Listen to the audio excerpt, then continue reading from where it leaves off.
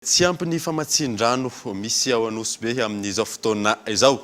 Anton'izany famaroan'ny olona sy orinasa mampiasa rano any an-toerana sy ny fahanteran'ny foto-drafitrasa. Mpanjifa hatramin'ny 3 arivo no manjifa ny ranon'ny Jirama ao Anosy be ary mandano rano 7 arivo metatra toratelo hatramin'ny 1 alina metatra toratelo isan'andro amin'izao fotoana izao.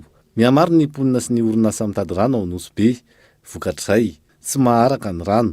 Manampitrotraka amin'izany ny fahanteran'ny foto-drafitrasa ampiasain'ny Jirama. Manoloana ny fiakaran'ny filanina rano eto amin'ny faritra Anosy be dia mitady ny vahaolana mba hanatsarana ny famatsiana ny Jirama amin'izao fotoana izao satria hita fa efa mitombo ny mponina ary mitombo ihany koa ny orinasa, ny hôtel maro isan-karazany izay eto amin'ny tanànantsika.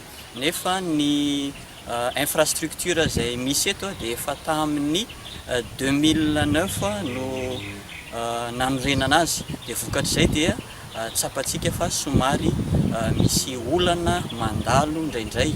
Nidina ifotony ny ekipan'ny Jirama ao an-toerana niaraka tamin'ireo solon-tena avy aty Antananarivo. Nijery ny hamana ny olana any an-toerana ahafahan'ireo mpanjifa misotro sy mampiasa rano madio. Ka nidina ifotony ny Jirama miaraka amin'ireo teknisianina avy any Antananarivo mijery ny vahaolana, anisan'izany ny fijerevana nytony farihy izay marikirikitra ny tanàna itony dia tsy iza fa ny farihy soldat, teo ihany koa ny farihy boba izay efa nisy infrastructure ihany moa teo aloha namatsiana ny tanàna ny Elville, ka izay no antony andokavantsika aty mba ahafahana mamany olana ny rano eto Anosy be. Antenaina hoy ireo mponina ao an-toerana fa ho voava ny olana fahazona rano fisotro madio aorian'izao fitsirihana ataon'ny Jirama izao.